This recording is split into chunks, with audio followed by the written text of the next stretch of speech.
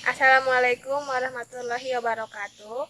Saya Tania Nur Aziza akan menjelaskan tentang lukisan-lukisan yang bertema dampak sampah plastik terhadap hewan-hewan laut. Berikut penjelasannya. Yang pertama adalah lukisan kuda laut yang membawa sedotan yang terinspirasi dari seorang penyelam yang memotret kuda laut yang sedang membawa cotton bud. Kuda laut ini adalah spesies yang senang berada di habitat terumbu karang. Jika sampah sudah sampai ke terumbu karang, itu artinya laut sudah tercemar. Dan spesies ini bukannya terancam punah, tapi mengkhawatirkan saja. Berikutnya adalah lukisan paus yang sedang memakan sampah plastik. Lukisan ini terinspirasi dari seorang seniman Jepang yang membuat boneka paus dengan isi perut bertonton sampah. Cara makan paus adalah menghisap yang ada di sekitar mulutnya, dan inilah yang akan terjadi bila banyak sampah di sekitar paus yang sedang makan. Dan paus memang sanggup berlahap bertonton sampah, tapi itu akan membahayakan hidupnya. Lalu berikutnya ada lukisan seekor kepiting yang terjebak dalam sebuah botol aqua. Lukisan ini terinspirasi dari potret seekor kepiting yang terjebak dalam gelas aqua yang diabadikan oleh seorang penyelam. Ini menandakan betapa hewan tidak bisa membedakan antara mana habitat, mana yang bukan habitat, mana yang sampah, dan mana yang bukan sampah.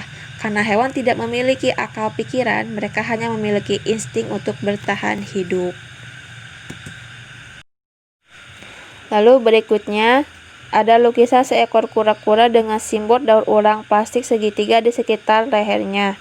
Lukisan ini terinspirasi dari kura-kura yang terjebak sampah plastik semasa hidupnya dan memakan sampah plastik. Seniman membuat ide untuk membuat lambang atau simbol daur ulang plastik segitiga di sekitar tubuhnya. Seniman ingin menyampaikan pesan, daur ulanglah plastik, selamatkanlah hewan laut ini. Jangan rebut habitatnya dengan menjadikan tempat sampah, dan jangan pula merusak hidupnya atau mengancam hidupnya dengan menjadikannya tempat sampah. Lalu berikutnya ada lukisan atau potret seekor anjing laut malang yang dihiasi oleh bunga plastik. Lukisan ini terinspirasi dari anjing laut yang terjebak tali sampah plastik, dan ada juga yang makan sampah plastik. Seniman membuat ide dan menambahkan estetika agar seolah-olah anjing laut ini tampak seperti yang sudah meninggal. Dan memang benar, bunga-bunga yang menghiasinya lah yang membuat anjing laut ini meninggal. Karena bunga-bunga yang menghiasi anjing laut ini terbuat dari plastik. Lalu yang terakhir ada lumba-lumba yang sedang pup atau sedang mengeluarkan kotoran berupa botol plastik. Ide ini murni dari inspirasi kejadian-kejadian atau foto-foto yang diambil secara nyata tentang hewan-hewan laut. Lukisan ini memperlihatkan lumba-lumba yang sedang mengeluarkan kotoran berupa botol plastik yang di lingkungannya terdapat banyak sekali sampah plastik. Dapat ditebak bahwa lumba-lumba ini mengkonsumsi plastik-plastik di sekitarnya sehingga kotorannya atau BAB-nya berupa sampah plastik. Lukisan ini memang bukanlah terinspirasi dari potret-potret nyata, ini hanyalah ide murni dari seniman, tetapi dari ini bisa disimpulkan bahwa betapa menyakitkannya bila kita mengkonsumsi sampah. Sampah tidak dapat diurai dalam tubuh hewan manapun, bahkan manusia pun tidak dapat menguraikan sampah, apalagi hewan.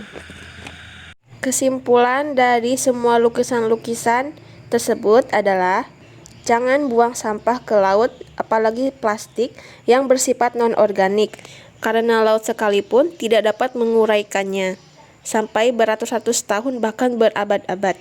Janganlah membiarkan habitat hewan laut diganti dengan sampah, karena perlahan tapi pasti kita sebagai manusia telah dan akan merenggut kehidupan ekosistem laut jika tidak dihentikan pembuangan sampah ke laut dimulai dari sekarang juga. Demikian kesimpulan dan penjelasan dari keenam lukisan tersebut. Saya Tania Nur Aziza, mohon maaf atas bila ada kesalahan, dan terima kasih. Wassalamualaikum warahmatullahi wabarakatuh.